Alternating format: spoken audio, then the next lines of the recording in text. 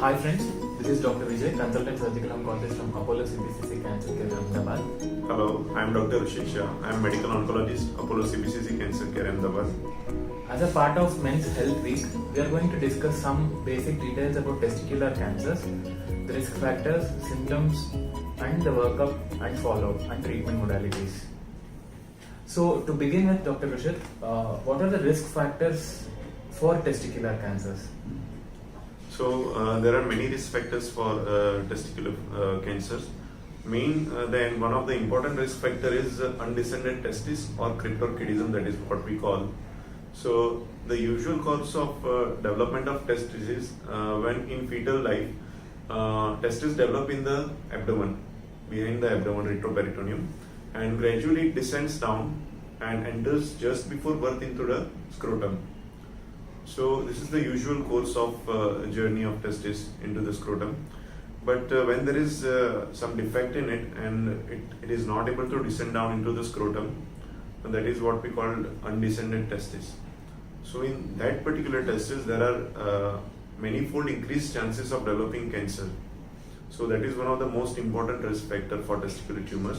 Apart from that, other risk factors are past history of testicular cancer, family history of testicular cancer, HIV, consumption of marijuana, as well as some other genetic conditions.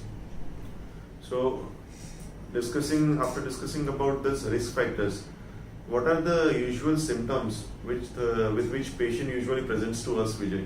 Right. Testicular cancers per se don't have special symptoms like that, because even the benign situation or even a malignant situation may have similar kind of symptoms. They mimic each other. So except for pain. So sometimes in certain benign situations, if there is a torsion or something, patient will have severe excruciating pain and no swelling. But in case of malignancy, if there is any painless swelling in the testis, then that has to be evaluated. What happens in most of the situations is because there is no pain, patients turn up very late. True. But while in benign situations, if there is torsion, if there is severe pain, because of the pain they are coming. Right. So this is one important thing which people you need to know. They like in case of breast, the way how we teach patients about self-examination, similar kind of situation is there for men. Self-examination of testis is important. Compare with the opposite testis. If there is any hardness, if there is any swelling, if there is any loss of sensation in the testis or even on the scrotum, that has to be evaluated by the doctor. They need to meet a doctor. That is first point. So most of the times it may still be a benign thing, but sometimes if at all it turns malignant, then the stage would be in a very early stage. Suppose if this goes undiagnosed to an advanced stage, then the patient must have a lower abdominal pain, dull, aching, dragging kind of sensation, or sometimes if the disease has already got spread to lungs, maybe the patient may present with cough or hemoptysis, which is there in advanced stages. So what I mean to say is that benign and malignant both may mimic in the same way in the early stages, but as the disease progresses, patients may develop advanced symptoms as well. Very true. So when a patient presents with these kind of symptoms to you, how is your workup going to be? Yes, so after evaluating patients with detailed history, past history as well as family history and detailed examination of the local area, we usually go ahead with the ultrasonography of both the testes to evaluate the characteristic of the tumor or mass. And along with that, we usually order serum tumor markers. For testicular cancers, those are alpha-fetoprotein, beta-HCG and LDH.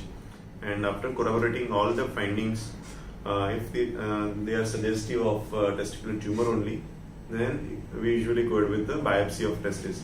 But in this case, it is not the simple biopsy through the scrotal skin, but it is removal of the complete testis. That is what we call high inguinal orchidectomy. So in this cases, it is diagnostic also as well as therapeutic, as we are removing the tumor within it.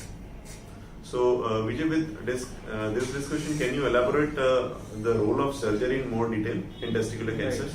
Right. As you have mentioned, rightly mentioned, that biopsy is not the kind of biopsies which are being done in case of other situations like in oral cancer or in breast, where in breast we can directly go through the skin, take the biopsy and come out, take a little chunk of the tissue. But in case of testis, we should not do that, only because it may get spread to the skin and stage of the disease will totally be different.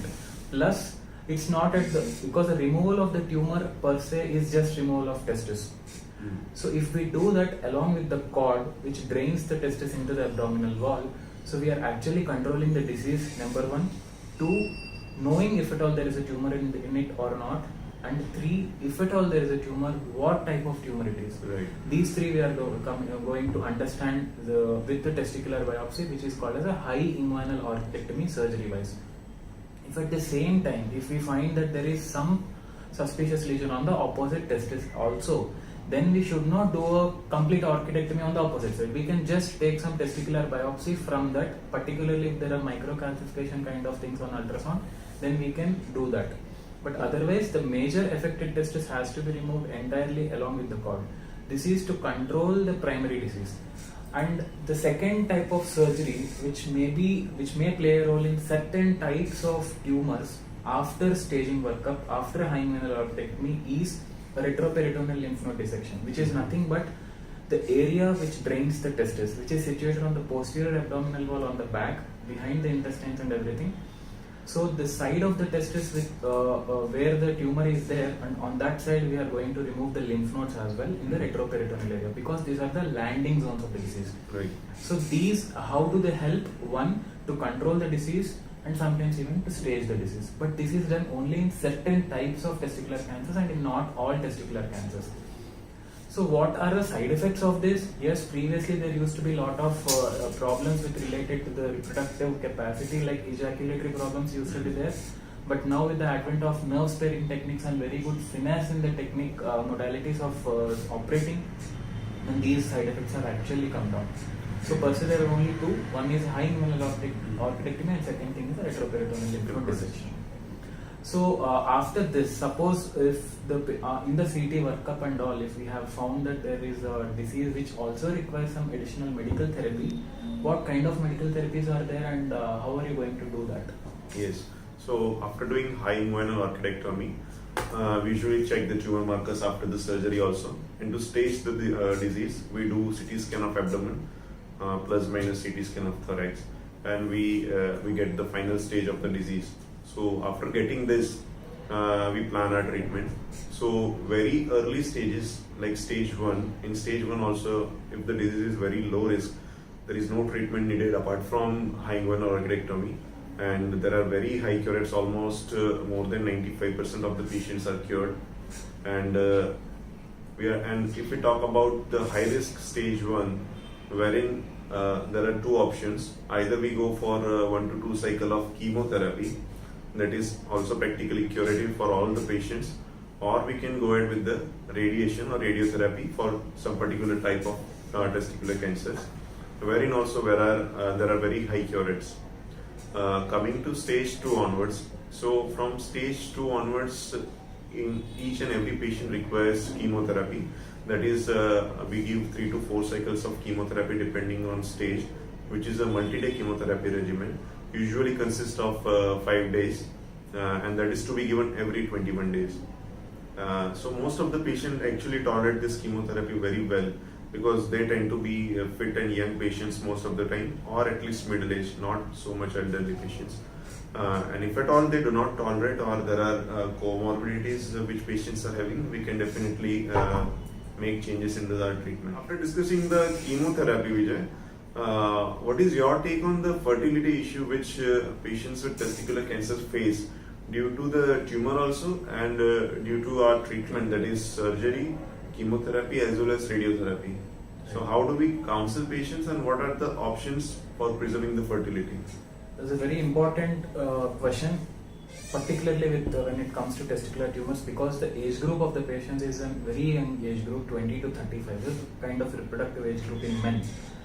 So when the patient walks in with this kind of symptoms, when you are suspecting that there is a testicular tumor, the first and foremost important thing, along with the part of counseling related to the tumor, we need to counsel also about his reproductive problems which he may be facing later on. Right. So for that we need to know his present reproductive status, like his marital status, his children and all.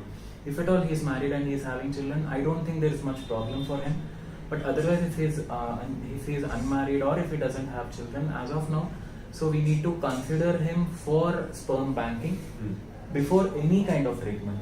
Right. maybe after ultrasound, but before any kind of invasive treatment, including a radical inguinal high inguinal rotectomy or chemotherapy or radiation, any form of treatment, this has to be done.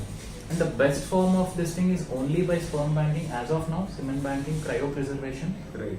And there are other techniques where they'll just aspirate the sperms from the testis directly, which is by a TISA technique, which they call. But those are all actually not so proven, and semen banking is one more easiest and the best modality available. And why should we actually do this before the procedure? Because once we remove the testis, when there is a testicular tumor on one side, if we are removing, obviously the other side, the productivity of the semen, the quantity of the sperm count will obviously be low. So that has to be considered. And when we are giving chemotherapy, which also acts on the spermatogenesis, so the number of sperms, the sperm count will go low. So it's almost about 1/3 of the patients suffer from azoospermia, 1/5 of the patients suffer from oligospermia, and these have to be considered. Proper counseling has to be there for the patient before starting any treatment. And even then, suppose if the patient has got treated, and suppose if sperm banking was not done, in that case we need to counsel the patient that he need to wait for 2 years after the treatment, so that his semen quality improves. Right. Also the quantity, but also quality is more important, because within the 2 years of time, he may have certain genetic abnormalities because of the chemotherapy, which most commonly is an aneuploidy thing, so that at least that won't get carried forward to the further generations. So this has to be counseled a lot. Right. So you mean to say best thing is to preserve sperms or semen, Right. to avoid the fertility issues after treatment is being done. Right. Because then we have to wait for 2 to 3 years to fertility to be recovered. Right. That is Exactly. more important. So suppose if we have done everything and patient is very good, fine, he has completed all the treatment, and how frequently should we follow up him? Like, and in what way are we going to see? Right. So follow-up or surveillance visits are the most important thing in management of testicular tumors, because as we earlier also talked about that they are very high cure rate. So for early stages of testicular tumors, we usually call patients every 2 to 3 months, and we do take history regarding any complaints or any long-term side effects of the treatment modalities. We do examine for any signs of recurrence, and we also do blood tumor markers level and SOS CT scan of abdomen plus minus CT scan of chest to actively look for recurrence. So after doing this initial follow-up visits for 2 to 3 years, then we usually increases the interval of the follow-up. We call the patients for 6 months, and after 3 to 5 years, we can always follow up the patient for every year. So this is the usual follow-up schedule for all the patients, and follow-ups are important because we also assesses, as we already talked, that the fertility issues, the vocational issues after the cancer treatment, the psychological issues, as well as the long-term side effects. Right. So follow-up is very important. Like in all other cancers, even in testicular cancer, follow-up is important, where we are going to see his mental status, physical status, as well as the disease status.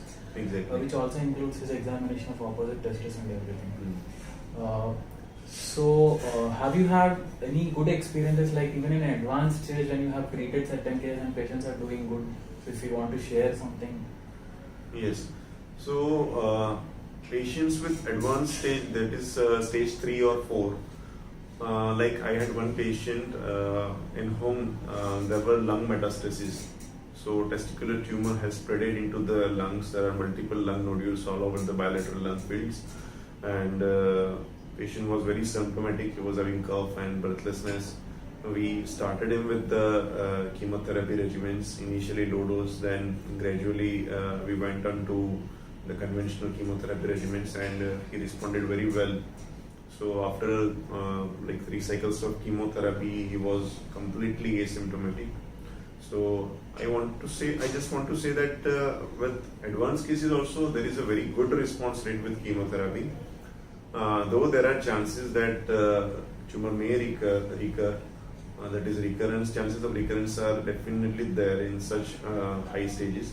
So we have to be vigilant about that.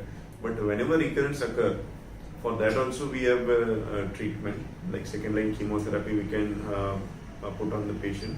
And with that second line chemotherapy also there are good responses, and almost 50% of the patient can be salvaged. So right, the underlying point is that not all cancers are same and not all metastases are also same. Suppose in case of head and neck cancer, if there is lung metastasis, a different thing. True. But in case of colon cancers, again lung metastases are good. Yeah. Same way in testicular cancers, lung metastases are curable. So don't consider that if the disease has got spread to other areas as as a disease which cannot be cured. You have to meet the doctor and go ahead with further treatment. So I think we can conclude our talk session on testicular cancer as a part of Men Health Week. Yes. If there are any queries, any sort of queries, or if there are any reviews which you want us to know, including the way how we spoke to each other or anything, you can please leave a comment down. Constructive criticism is always welcome. Thank you. Thank you.